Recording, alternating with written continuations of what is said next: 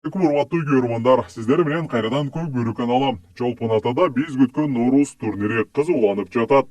Бул чыгарылышта достук жана ынтымак командалары турнирдеги биринчи оюндарын кандай өткөрүштү?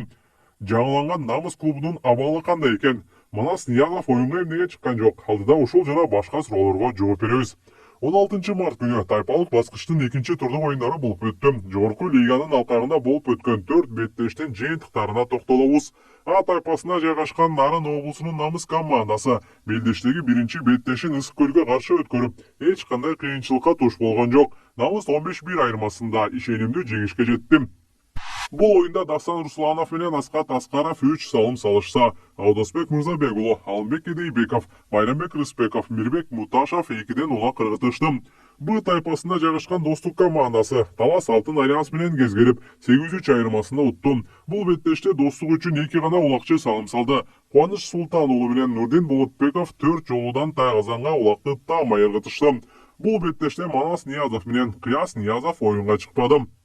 Белгилүү улакчылар Ниязовдардын атасы кадырлуу инсан Токтогул Ниязов дүйнөдөн кайтты.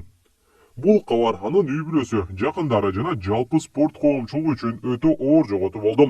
Маркум өмүр бою үй бүлөсүнө тирек болуп, уулдарынын спорттук жолунда ар дайым колдоо көрсөтүп келген. Анын акыл насааты, тарбиясы жана колдоосу менен балдары көк бөрү дүйнөсүндө таанымал улакчылардын катарына кошулушкан. Ушул оор жоготууга байланыштуу Ниязовдардын үй бүлөсүнө чын жүрөктөн көңүл айтып, кайгысы менен тең бөлүшөбүз. Маркумдун жаткан жери жайлуу, топурагы торку болсун, жараткан бейиштен орун берсин, артында калган жакындарына сабыр, кайрат берсин.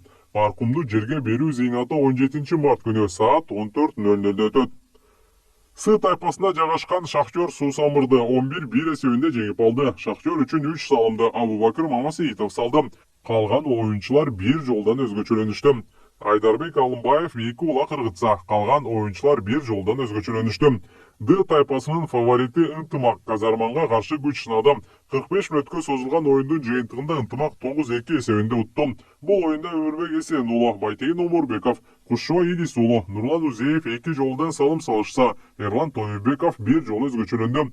Эртең жогорку лигада 4 оюн болот. Командалар жарым финалга чыгуу үчүн ойлошот. А тайпасында Сарыөзөн менен Намыс кезгелет. Б тайпасында Мурас менен Достук ойнойт. С тайпасында Жылуу Булак менен Шахтер клубтары кезгелсе, Д тайпасында Ички Суу менен Ынтымак ойнойт.